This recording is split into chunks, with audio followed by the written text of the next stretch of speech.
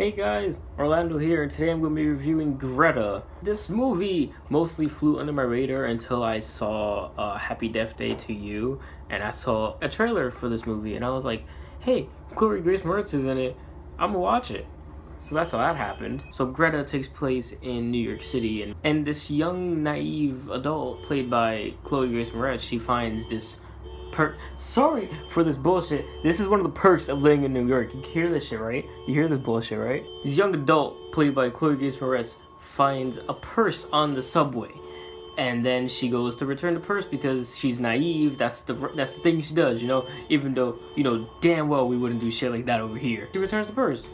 And she befriends the lady who owns the purse, this old lady named Greta. And Greta's a bit of a weird stalker, and that's the whole movie pretty much. She's just getting hardcore, like, stalked, and it's fucking creepy. Thank God the noise stopped. I'm not gonna lie, this movie took, like, a good, like, 15-20 minutes to get, like, actually interesting. I was waiting for this one specific plot point in the beginning to come on, because the first 20 minutes I was not in this movie. I was gone. The writing was just bad. The character interactions were awkward as hell for me. Some of it felt cringy. It's weird, you know? One day, Chloe's character is in Greta's house. She's in the closet looking for something, and she accidentally runs into all of these purses that look exactly the same. And she pieces the clues together like, oh, she's going around planting these purses and waiting for the people to come return it to do God knows what to them. She sees the red signs and she gets the fuck out of there. But that's not gonna stop Greta because she's a fucking stalker. And that's when the movie really kicks up for me. The acting from both Chloe Grace Moretz and Greta, who's played by Isabelle Huppert, I think you pronounce the last name. Both their acting is amazing. They really make this movie, because I honestly, if they weren't in the movie, it would have been way worse. Like, they really know how to play off their roles. Especially Isabelle Huppert as Greta. Like, she, you know, it's good acting when you see the person on screen and you feel, honest to God, like, just disgusted to your core of them. And that's how I felt every time Greta was on screen. I was like, damn.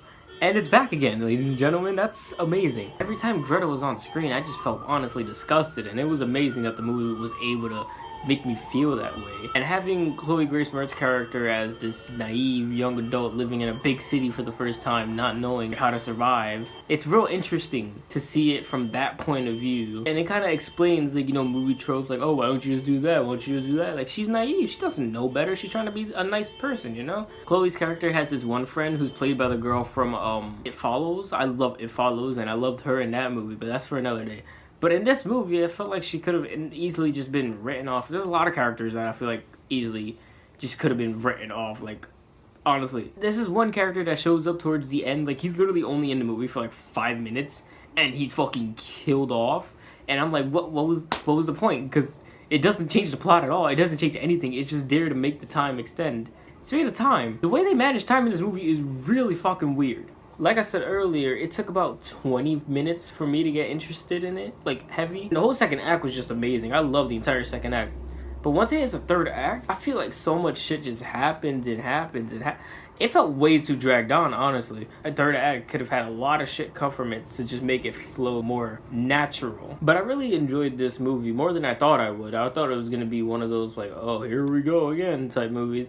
But it was real interesting seeing it from psychological thriller. It messed with my head a lot. This movie had me looking in the corner of the screen all the fucking time, like, yo, where is she? She's gonna be anywhere. I like when movies do that shit to me. But it was real interesting seeing a movie that deals with, like, stalking and how stalkers act and stuff.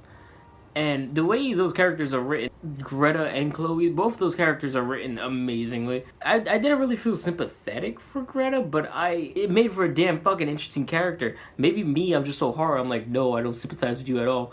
But this is an interesting character. Same thing with Chloe. I like the way Chloe was written, and you understand why she was lingering on to Greta, even though she was doing all this weird shit. It's real interesting to see. And in the end, I give this movie a 7.7 out of 10. Don't at me at that. Have you guys seen Greta? Have you guys even heard about Greta? Because I didn't even hear about this movie until like 2 days ago. But if you agree or disagree with my opinion, let me know down in the comment section below. I will be putting up end cards. If you guys enjoyed, make sure you hit the like and subscribe button to watch more of my movie reviews. And I'll see you all in the next one.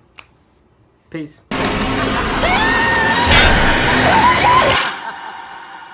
Just try to get rid of Greta.